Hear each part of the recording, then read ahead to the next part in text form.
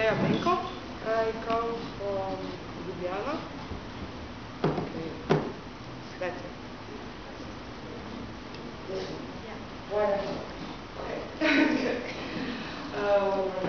So I'm Andreja Benko. I come from Ljubljana. I'm an assistant of architecture in Faculty of Architecture in Ljubljana. I would like to say one regards to you all for this year. So my presentation, actually the theme here is about a small retrospective of case study of Slovenian traditional home. And I think it is better to have slideshows so that you can see how our houses look like and what is actually the trend now.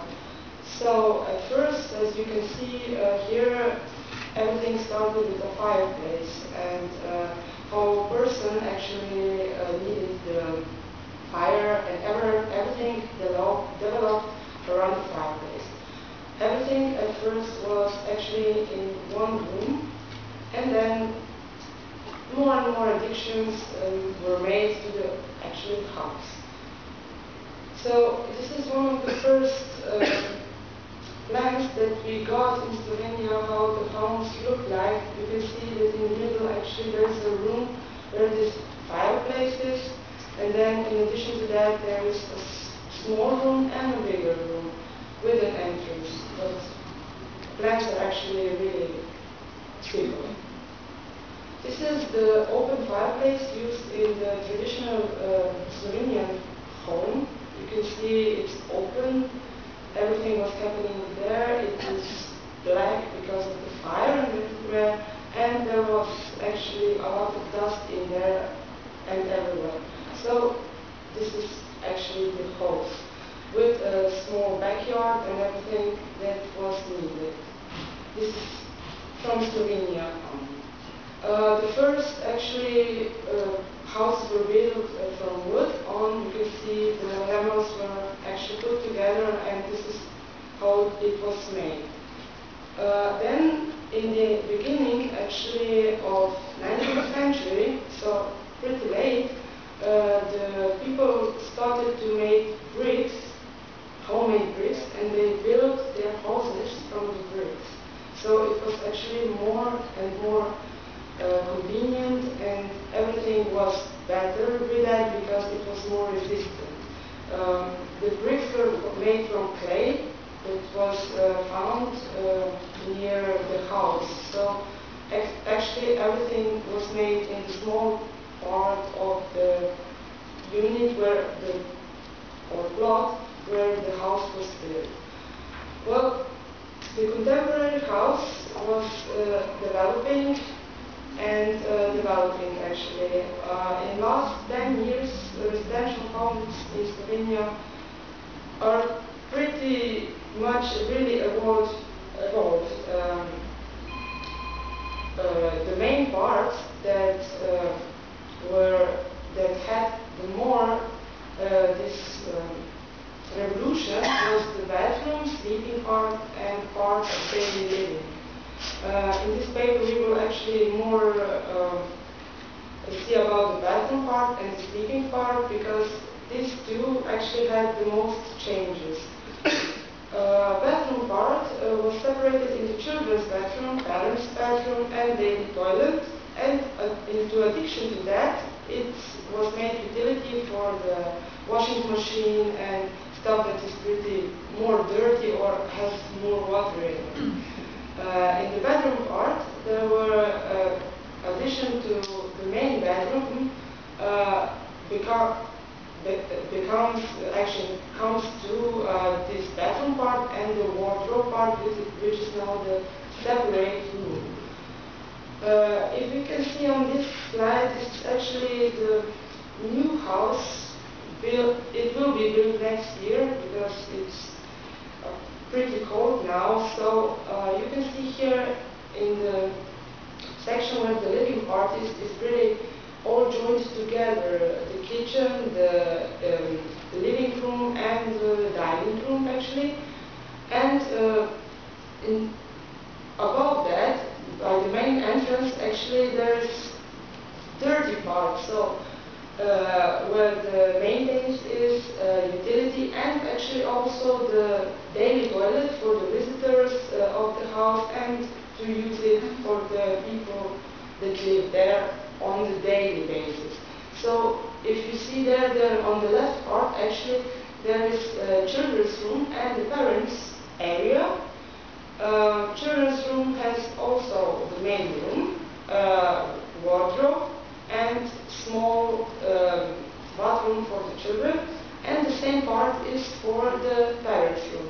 They have wardrobe, sleeping area, which is actually smaller now as it was before that, because before in the old Slovenian house, actually traditional house, they were all sleeping, eating everything together in just one room space because it was warm in there and they cooked there, so it was always pretty nice area.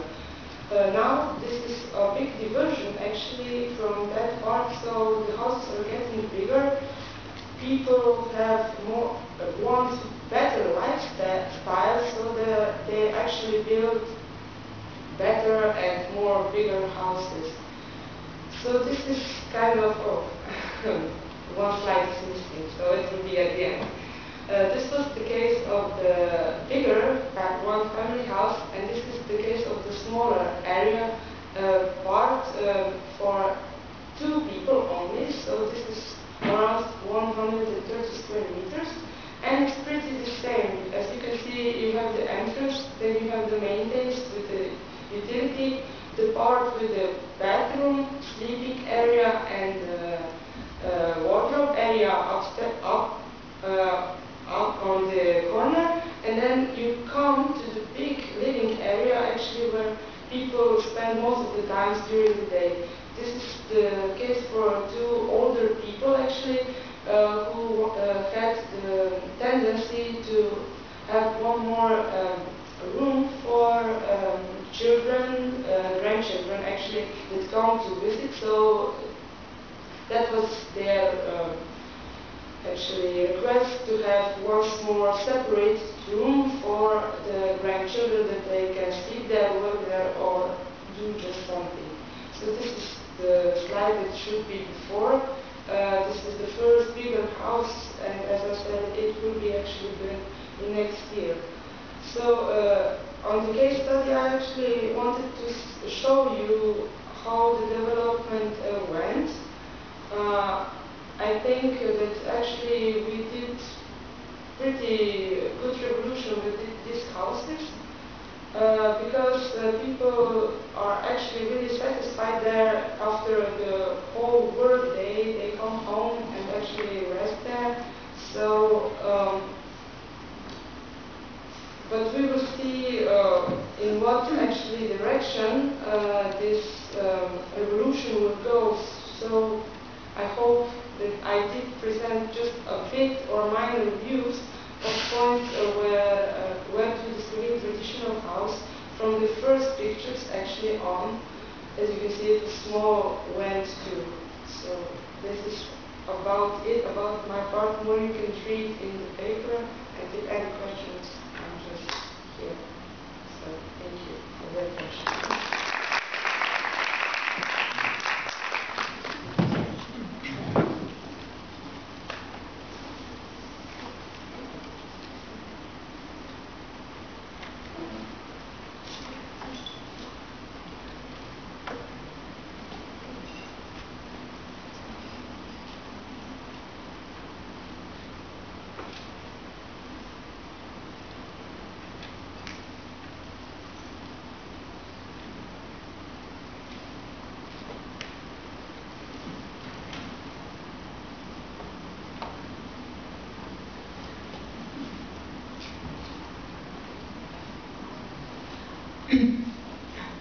Good morning. My name is Emine Görgül. I'm a teaching and research assistant in Istanbul Technical University in the Department of Interior Architecture. I would like to start by thanking to the organization committee of the conference that they are running these conferences for three years of time, and I do really appreciate that they are providing me the opportunity to read and write more about Mies van der Rohe and my personal interest, and with your kind attentions, before we start, I would like to dedicate my presentation to 10 of our TA friends in my university who has been, whose contract has been illegally discarded within the last 2 months, and for whom we are striking for more than 2 months. And today, this morning, I would like to talk briefly about my research paper, which is still developing on Mies van der Rohe's Farnsworth house, in terms of a critical reading, in terms of undermining the idea of becoming other within a house. So by focusing on Farnsworth House, which is Mies van der Rohe's only realized private house project in space, my paper intends to emphasize the critical position that the house addresses in the discourse and practice of Islam. Besides, it also tries to reveal the relations between the intimacy of space and the normal conceptualization of the modern Islam in the era of the domestication policies of women around 1950s in the States. Being accepted as the uncommon example of its epoch in terms of both its openness, Dr. Farnsworth's social status as being as a single lady, and the inquiry of the design neither enfolding a full program of a home, nor possessing a conventional family as a user, Farnsworth House emerges as a particular case in the notion of modern home, which is asserted to remain in a minority position. Indisputably, Farnsworth House also appears as the ultimate stage in Mies van der Rohe's avant-garde experiments on dissolving envelope and free plan approach in his designs, where the total transparency takes over the outer skin, and so that the immense integration of inside and outside relations is successfully achieved. Thus referring to the unique position that Farnsworth House presents, being as the minor or more general terms the other of its equal, I would like to undermine the ideology of becoming other through resonating the losing concept of becoming other, which speculatively unfolding the terms within the content of the house. Obviously, the notion of becoming does not refer to the superficial conceptualization of the feminine corporality, nor the transparent architectural embodiment, but to the shifting designations of uncommonness, where either Mies Farnsworth could be associated with the exposure of the hidden in terms of intimacy of the domestic realm, as well as with the independent but a cultivated lady as a person. But Mies van der Rohe could be associated with the exposure of the avant-garde touch of the design in terms of innovative and uniqueness of the design, both the glazed envelope and the simple but elegant conceptualization of the modern architectural space. I would like to go through the house first a little bit, since the time is very limited, just get a brief idea of what I would like to deal with, and then proceed with the position of the woman and all the policies, implementing the policies implemented during those days, and briefly summarizing again. As it is known, Farnsworth House was designed and constructed by Mies van der Rohe between 1945 and 51 as weekend house for Dr. Edith Farnsworth, who was a 42-year-old single lady and a successful nephrologist living in Chicago. After being given the names of Le Corbusier, Frank Lloyd Wright, and Mies van der Rohe from MoMA as her possible architects of the house, Ms. Farnsworth decided to choose Mies as the architect since they are living in the same city. The house was located outside of the Chicago at the urban sprawl in a pleasing natural setting by the Fox River, near to the Plano, Illinois. Farnsworth House appears as an invisible volume, a glazed rectangular prism which emerges between two horizontal planes of the floor and the roof. Since the house was located on the floor plane of the Fox River. The floor level of the house was raised above the ground with the columns which were positioned 4 and 4 on each longest sides of the rectilinear plane. So the glass envelope of the interior space of the house rises upon the higher level plane within a porch that has been also located on the overhanging of the slab and forming the entrance at the same time. In addition to the upper plane, the lower plane functions as a terrace, and each plane was linked to each other and the ground with the stairs that were transversing the 3 levels of upper, middle, and ground levels. The structural frame of the house was fully visible where the column and the other elements were completely exposed to the outside. Besides, the glazed envelope was consisted of a repeating clear glass plates that were spanning from floor to ceiling horizontally uninterrupted to maintain the visual continuity of the inside and outside relations.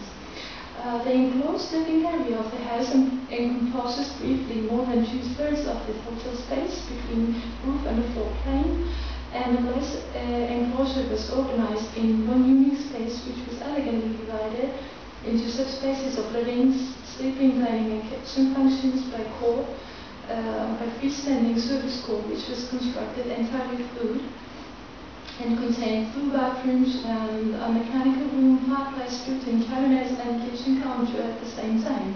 Besides some other details, but this service core was also placed asymmetrically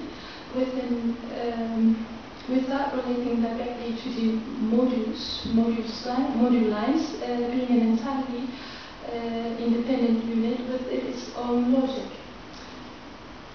On the other hand, in the constitution of the interior atmosphere, pursuing the major concern of full integration of inside with the outside and vice versa, a natural color palette has been deployed in the furniture and fittings. So in terms of avoiding the conflict with the changing scenery of the landscape at the outside, a limited tonal range was promoted while all wood furniture was made out of teak, and color of the latter for the chairs and the daybed were chosen as brown. In addition to that, natural colored curtains are also hung along the window, which could be drawn wherever the privacy was desired to. On the other hand, when the design characteristics and the projection of the architect has been discussed on a more conceptual level, the Farnsworth house emerges as the ultimate level in Mises' spatial experiments, where he reached the notion of universal space in the conceptualization of the architectural space, through which the boundaries of inside and outside resolve, so that the separation of the unity between inside and the outside lose.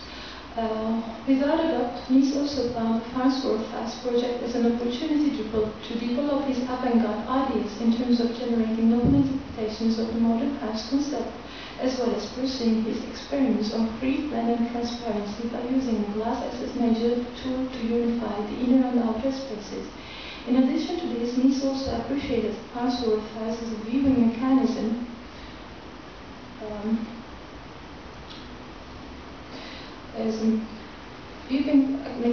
contemplation place, not hiding but liberating the sight and the movement, redissolving the boundaries and disappearance of the enclosed walls.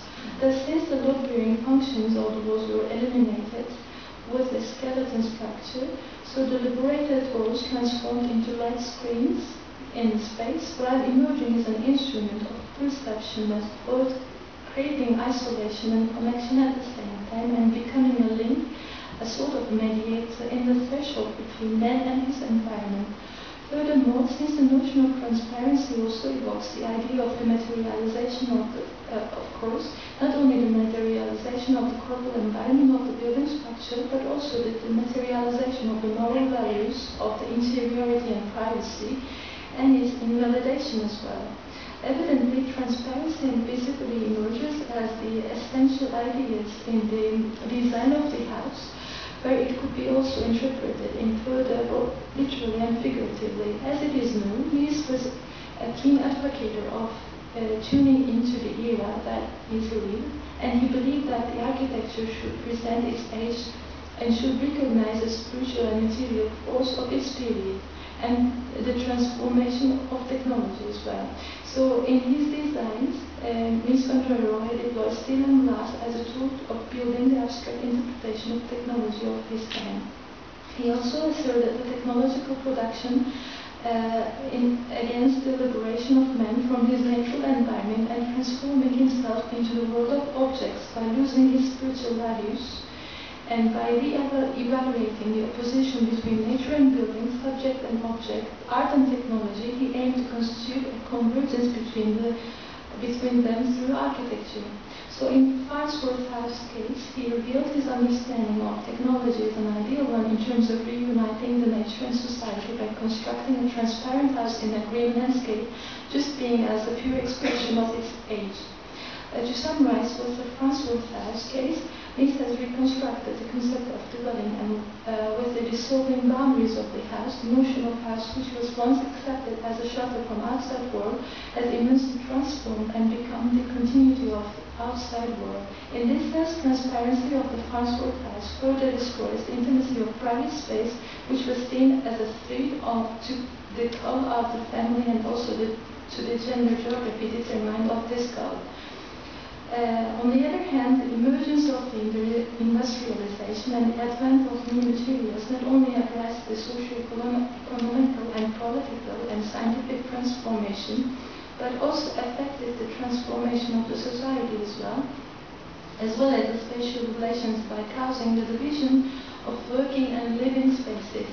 Thus, as the men occupied the space of early production, the woman had been associated with the domesticity and private sphere, where she was relatively assigned the power by being introduced to the suppression of this limited realm. So the obvious segregation of women and men, private and public, domestic and production spaces in the modern times have been questioned first with the rising feminist reactions in the late 19th century, and then with the transforming and strengthening position of the liberated woman figure with her integration to the workforce just after the post-war era. Doubtlessly, it was precisely this epoch when redomestication had been arising with the recontextualization of the house, by reconsidering the house as a social issue to improve the living conditions of the city dweller. Although the redomestication policies of the era relatively promotes the modernization of the homes and diminishes the household via introducing mechanical gadgets, in the meantime, by subliminally equating the concept of the house to the concept of family, and it aimed to suppress the liberated woman figure on behalf of pursuing the family unity and conventional moral values. Therefore, the modernization of the house concept in 1950s US was nothing more than preserving and retaining conventional status of the woman within the family as being the housewife and mother figure, the bounding element of the family, but still responsible of households and children, while mechanically augmenting the home, just to save some time for the woman in the houseworks, while relatively liberating her to work if needed, yet without neglecting the housework. So around mid-20th century, house has become a site of connection between the avant-garde who want to transform it and the conservatives who want to preserve it. Thus, within a milieu like this, Mies was totally aware of the fact that Farnsworth House would be the exact possibility to experiment with the reconceptualization of the modern house idea in real through the existence of his client, Ms. Farnsworth.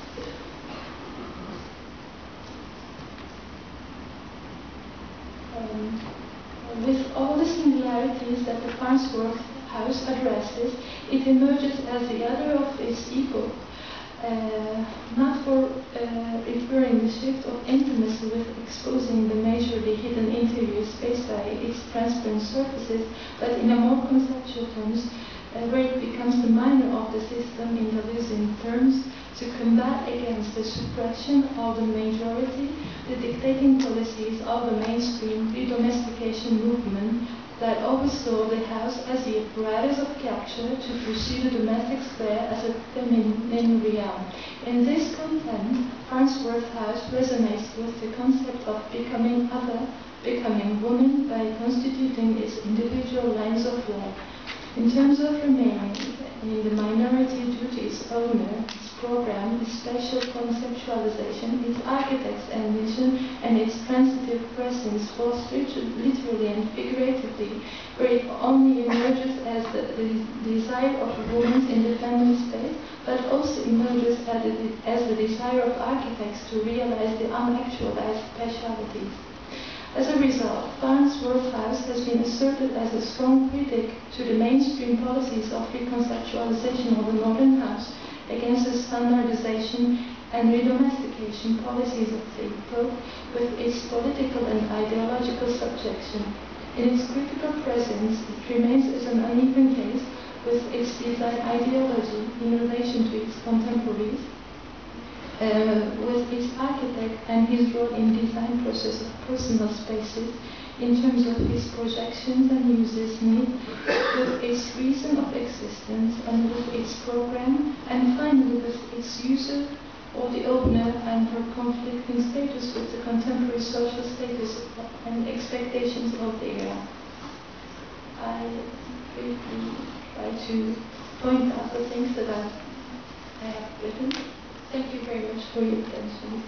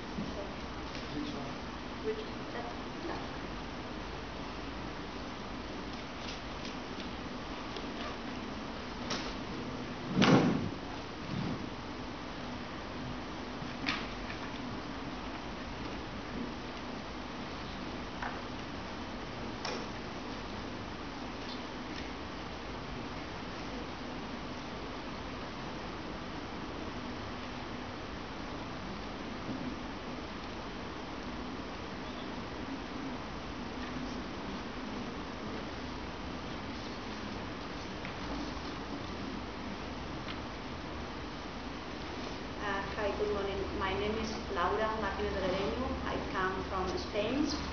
I'm an assistant professor at AI University, and I'm going to present the work of another master architect, in this case, Le Corbusier.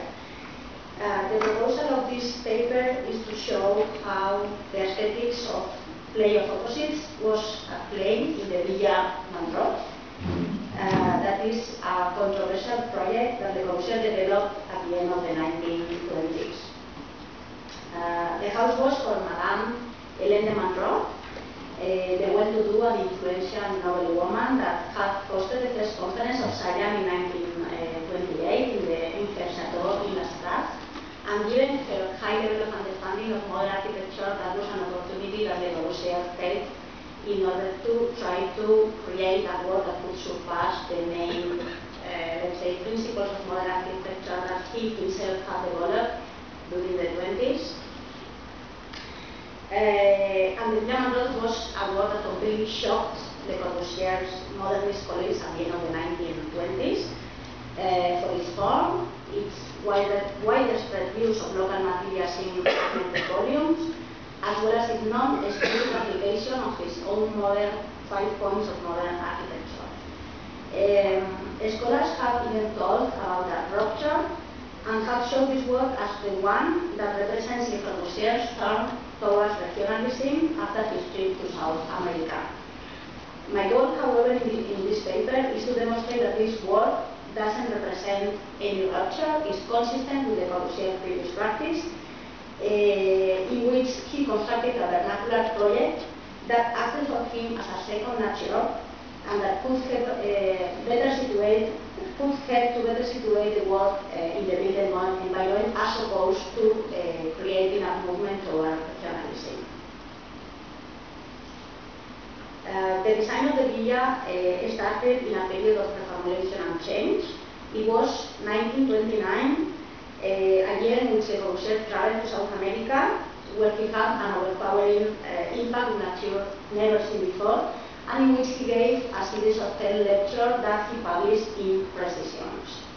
He also published that year the first volume of his Œuvre complète, and in the second volume in 1935 he would publish the Villa Mandrot, distinguishing very clearly between the north side of the house and the south side of the house as we see in the image.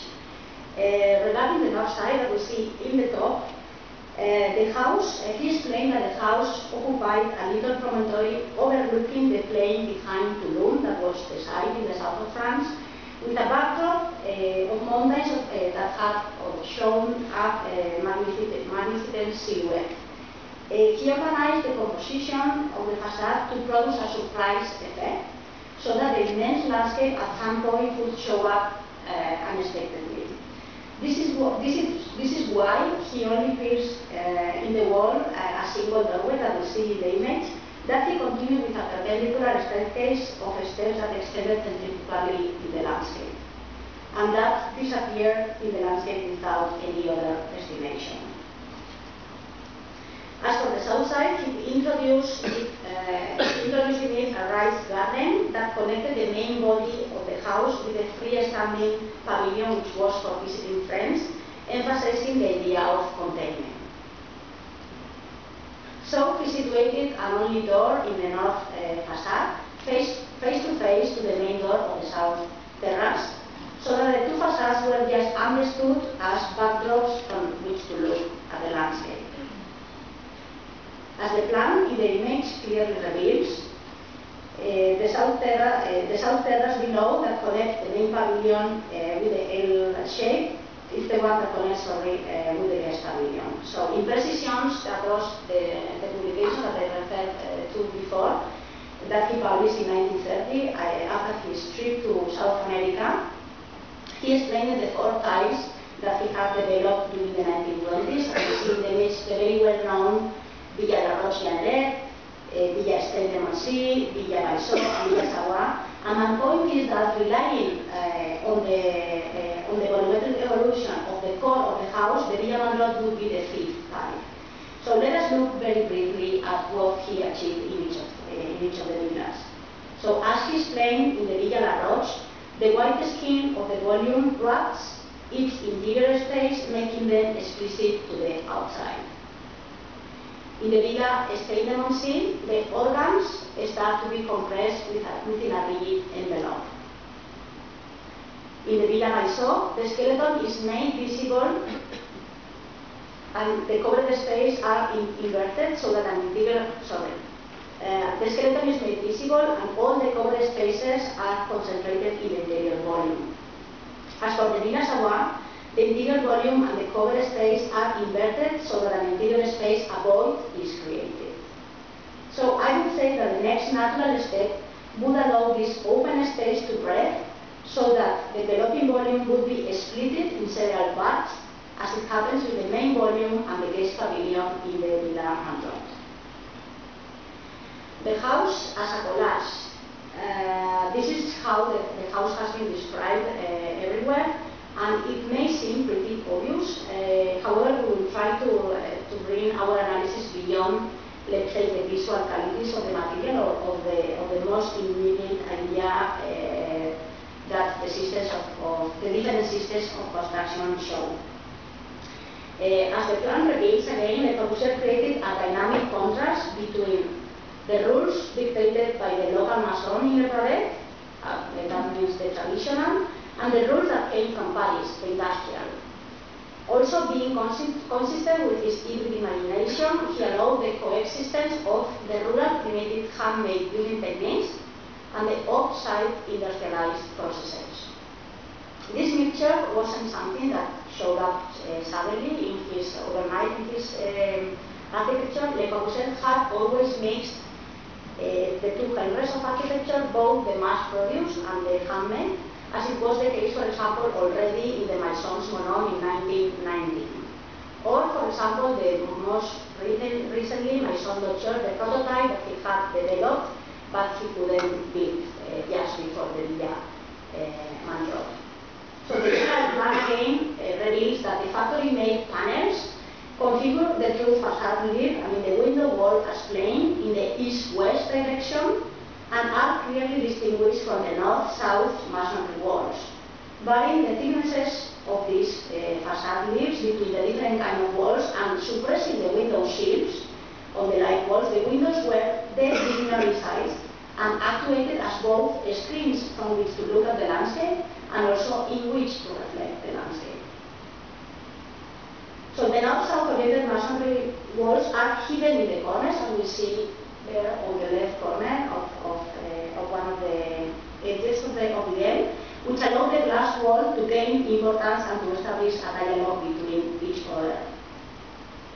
Also, the mutual play between the two volumes, the L and the Q, with the transparent and opaque and the light and the heavy facades, not necessarily coincidence, create a dynamic equilibrium in which an inversion happens between figure and ground.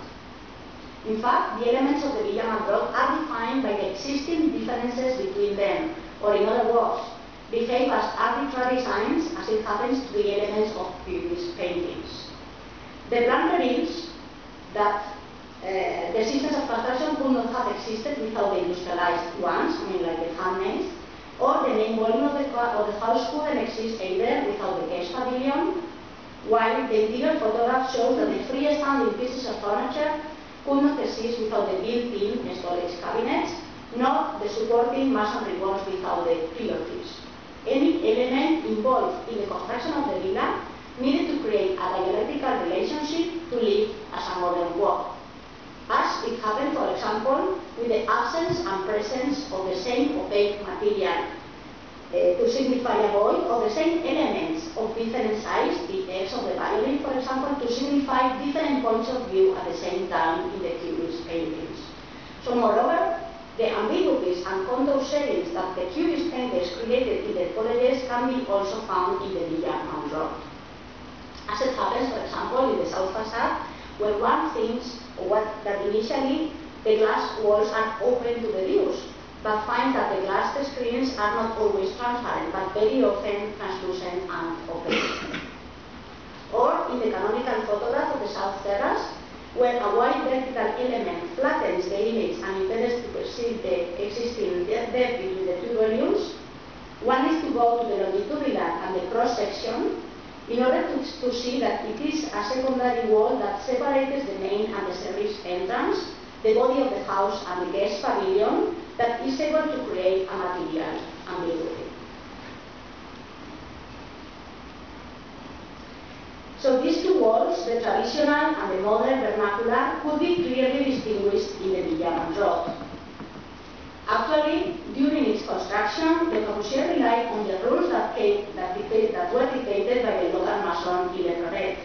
But at the same time, the methods and forms outside the reach of the constructor were prefabricated and transported by railway from Paris.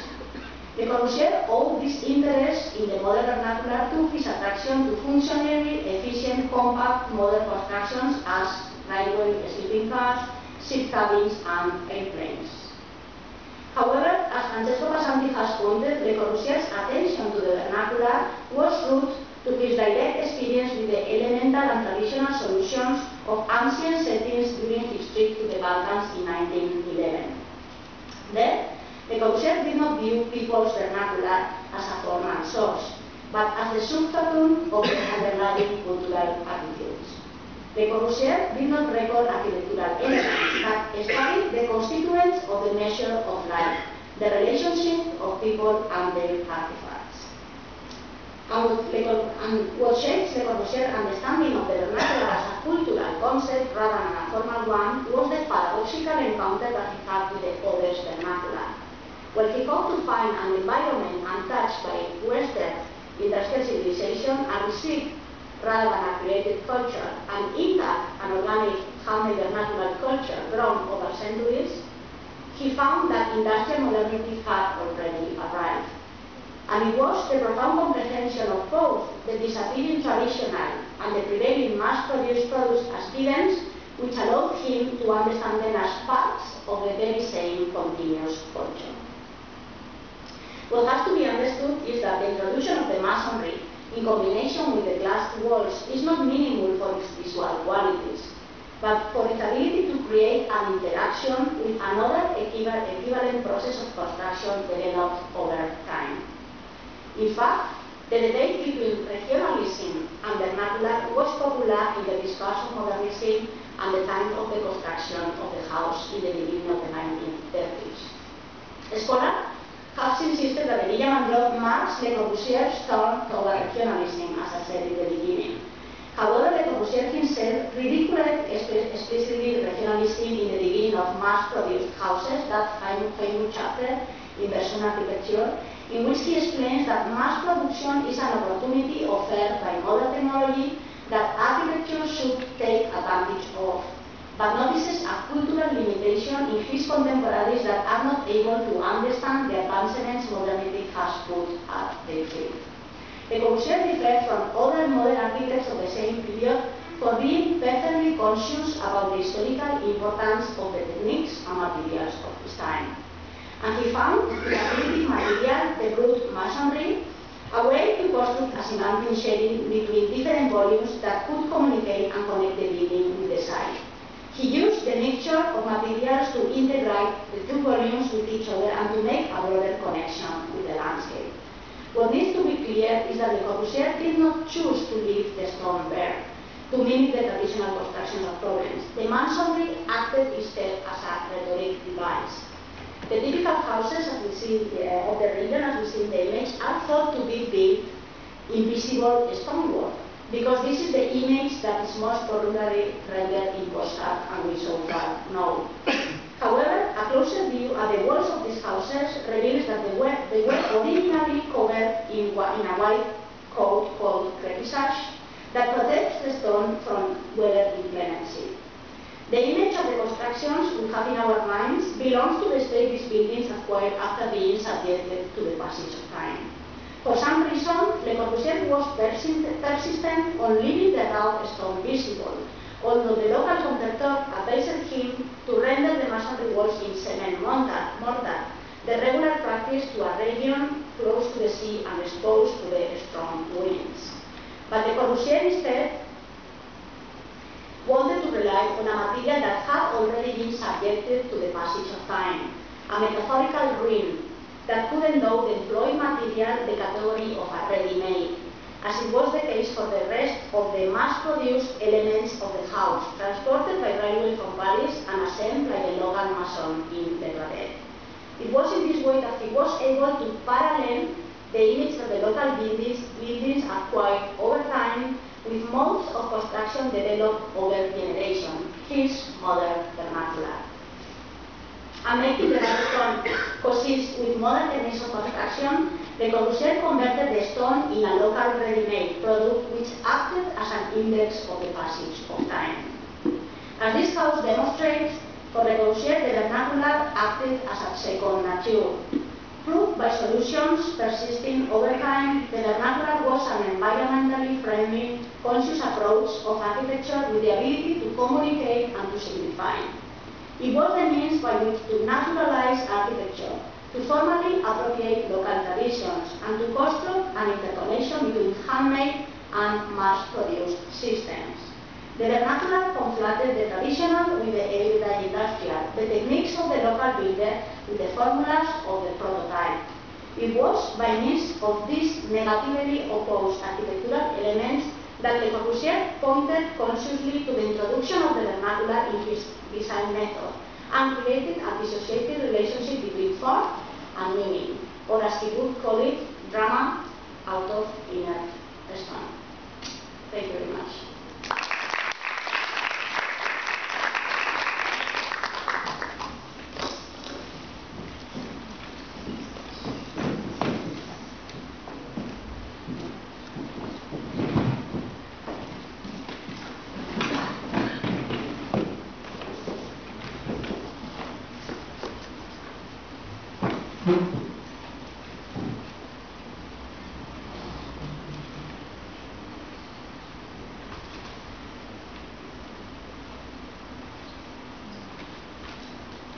Good morning, everybody. I'm Marieke Jaenen. I am from Belgium, Antwerp. I am a professor at the Master in Conservation of Monuments and Sites at the University of Antwerp, and meanwhile I also do my PhD. Today I will explain to you the making of the living room and how the first living room, as we now know it, looks like. During the interbellum, the idea and meaning of space became inseparable of and important to the notion of architecture. The concept of space had become a concept of the inside out, where the facade followed the interior with the division of the plan, the height, the light, and arrangement of the rooms. Interbellum designers found that people really had to start living in their houses, and that architects needed to search for types of houses which could satisfy the contemporary needs regarding hygiene, health, light, and comfort. All participants, in this case architects, designers, artists, and even housewives, agreed that this search was necessary. The middle-class one-family house was seen by modernists as the healthiest and most comfortable building type for living. Therefore, many one-family houses were built, and this building type, especially in an urban context, will be discussed in this research. For this research, I will only focus on the living room, while it became during the interbellum the most important room of the house. Therefore, it was well located and nicely decorated. The sources of my research were first of all Belgian articles in interwar architectural journals. Contrary to other countries, Belgium barely had theoretical interwar publications about modern architecture or interior design. The little theory which was recorded was published in the form of articles. Next to that, many national and international photographs and design gave a lot of information. Further, I used 3 international examples, namely the exhibition at the Farnsworth in Stuttgart, and in 1927, Maison de Verre in Paris of Pierre Charot and the Villas of Le Corbusier. Within the vision of the new dwelling, many designers started to evaluate the functional space concepts and interior finish work of the 19th century houses. These were generally constructed to show 3 characteristics: the reception of guests located on the ground floor, the private area for the family on the first floor, and the services in the basement. At the time, the salons, parlor, and dining rooms on the ground floor were extensively decorated and representation rooms to receive guests. They were often barely used by the owners themselves. The 19th century salon or parlor were in front of the house, at the street side, and stuffed with mass-produced precious objects which would express the owner's personality. People who stayed here were even to be well-dressed and to have suitable manners. The interior decoration was also often gender-related. The salon decorated in a more feminine style, like Louis XV says, and the dining room more manly, to the Gothic or Renaissance style.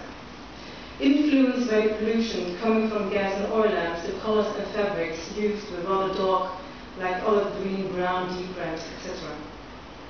The first step to change the concept of the living room happened with the introduction of electricity in houses and the possibility to enjoy more leisure time. After the First World War, architects, artists, and designers were forced to think about a solution for the need for accommodation. They believed that the creation of a living room had nothing to do with style, but with the functionality of every aspect and the perception of space, houses and their rooms. The new dwellings needed a living room where the family would actually live during the day, a room where the whole family, parents and children, could feel at home and which could be used for different purposes. For hygienic and health reasons, one had to sweep away the examples of domestic trash. But in reality, not every owner wanted this. Not every house was designed and finished as the houses of the Weissenhof, Siedlung, Le Corbusier, Robert Malesté, Smith van der Rohe, Gerrit Rietveld. Therefore, it was necessary to compromise, although the new vision, the new materials and techniques did influence the traditional housing and living a lot. During the interwar period, the growing concern with health, hygiene, sunlight and fresh air urged housing professionals and architects to give priority to an orientation towards the best light and the maximum sunshine. For the Weissenhof houses of out, fundamental starting point for the creation of the type house was in the first place the situation of the houses in relation to the sun. The living areas should face the south and the service areas the north. It was important that the main living areas were oriented to the south to receive direct sunlight all year round. So the living room didn't need to be in the front of the house anymore, but there where the light was abundant and comfortable. In 1927, Richard Dockert noted for the Weissenhof Siedlung that the living room should have direct access to the outside to create cohesion and to provide an open view to the world, in contrast with an old 19th century houses where one locks oneself up from the outside. So the modern living room should function totally different, not as a closed room anymore, but as a room open to the outside, which should connect with the garden or even a landscape, where the inhabitants can live in a natural way. This modern idea of living introduced wide horizontal windows, sliding doors, walls of glass, sun terraces, etc. In single-family houses designed for the Weissenhof Siedlung, both Hans Scharoun and Adolf Rading emphasized that the close link between the interior space, the gardens and the ground floor terrace areas, which extended directly from the large sliding windows and glass doors of the living room. Le Corbusier located his living room often at a garden or terrace site, where it was more private, got more daylight and gave an open feeling. He recommended even one large living room instead of a number of small ones with bare walls. This new living room also often integrated the dining room, a working area, a library or a studio.